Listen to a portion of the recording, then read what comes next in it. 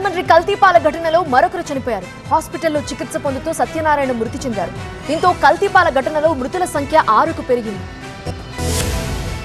రాజమండ్రి కల్తీపాల ఘటన danger bells మోగిస్తోంది. కల్తీపాల ఘటనలో మరొకరు చనిపోయారు. ఆసుపత్రిలో చికిత్స పొందుతూ చౌడేశ్వరి నగర్ కు చెందిన సత్యనారాయణ మృతి చెందారు. దీంతో కల్తీపాల ఘటనలో ఇప్పటి వరకు 6గురు ప్రాణాలు కోల్పోయారు. ఆసుపత్రిలో చికిత్స పొందుతున్న వారి పరిస్థితి క్రిటికల్ గా మారుతోంది. పేషెంట్లు డయాలసిస్ నుంచి వెంటిలేటర్ కు మారుతున్నారు. 3 ప్రైవేట్ ఆసుపత్రుల్లో 11 మంది వెంటిలేటర్ పై చికిత్స అందిస్తున్నారు. 2 రోజుల క్రితం వరకు 4గురికి మాత్రమే వెంటిలేటర్ పై చికిత్స అందించగా ఇప్పుడు ఆ సంఖ్య 11కు చేరింది. తమ వారి ఆరోగ్యంపై బాధిత కుటుంబ సభ్యులు ఆందోళన చెందుతున్నారు. కూలెంట్ ఆయిల్ పాలలో కలిసిన కారణంగానే జనం అనారోగ్యం బారిన పడ్డారు. 110 కుటుంబాల్లో 315 మంది బాధితులుగా మారారు. ఇందులో 2-3 రోజుల్లో అందరూ కోలుకోగా 15 మందికి తీవ్ర అనారోగ్య సమస్యలు వచ్చాయి. తూర్పుగోదావరి జిల్లా లాలా చెరువు, చౌడేశ్వరి నగర్, వెంకటేశ్వర నగర్ ప్రాంతాల్లో ఫిబ్రవరి 22వ తేదీన కల్తీపాల ఘటన వెలుగు చూస్తుంది. ఒక్క రోజులోనే 4గురు చనిపోవడం, పదుల సంఖ్యలో ఆసుపత్రులు పాలవడం కలకలం రేపింది. కల్తీపాల ఘటనపై వెంటనే అప్రమత్తమైన సర్కార్ బాధితులకు మెరుగైన వైద్యం అందించడంతో పాటు చనిపోయిన వారి కుటుంబాలకు 10 లక్షల చొప్పున ఆర్థిక సాయం అందించింది. ఘటనకు కారణమైన వరలక్ష్మి డైరీని సీజ్ చేసి నిర్వాహకుడిని జైలుకు పంపడం జరిగింది. ఆ తర్వాత జిల్లాలోని ప్రతి పాల కేంద్రంలో తనిఖీలు నిర్వహించారు అధికారులు.